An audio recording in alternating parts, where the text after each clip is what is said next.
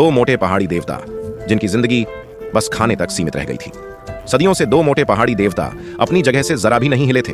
वजह थी एक जादुई मेजपोश। उस कपड़े से तरह तरह के स्वादिष्ट पकवान अपने आप निकल आते थे।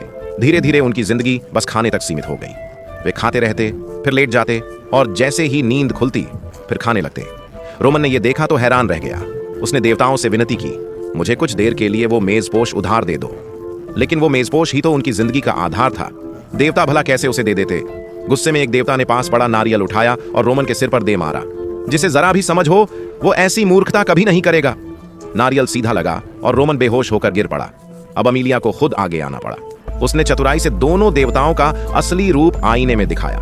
आईना देखते ही दोनों दंग रह गए। जो कभी चमकदार और शक्तिशाली थे अब मोटे, सुस्त और बदसूरत दिख रहे थे।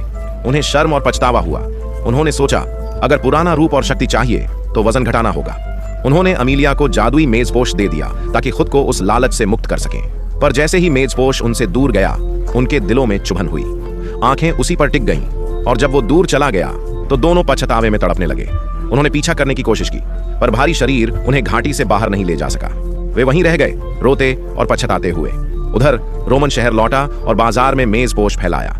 उसने उसमें से निकलने वाला स्वादिष्ट भोजन सबके साथ बांट दिया। गरीब लोग खुश हो गए, उनके चेहरे खिल उठे। रोमन सबका प्रिय बन गया, उनका हीरो। राजा ने जब यह देखा तो बहुत प्रसन्न हुआ। उसने सोचा, ऐसा नेक दिल युवक ही मेरी बेटी के योग्य है। लेकिन यह सुनकर राजकुमारी के भीतर जलन उठी। वो किसी और से प्रेम करती थी। इसलिए जब रोमन ने विवाह का प्रस्ताव रखा उसने एक असंभव शर्त रख दी। अगर तुम मेरी दिवंगत मां से स्वर्ग में अनुमति ले आओ और वो हां कहें तभी मैं तुमसे विवाह करूंगी। पर रोमन उस मुश्किल शर्त से भी नहीं डरा। अगर कहानी अब तक पसंद आई हो तो जल्दी से लाइक करो और चैनल को सब्सक्राइब करना मत भूलना।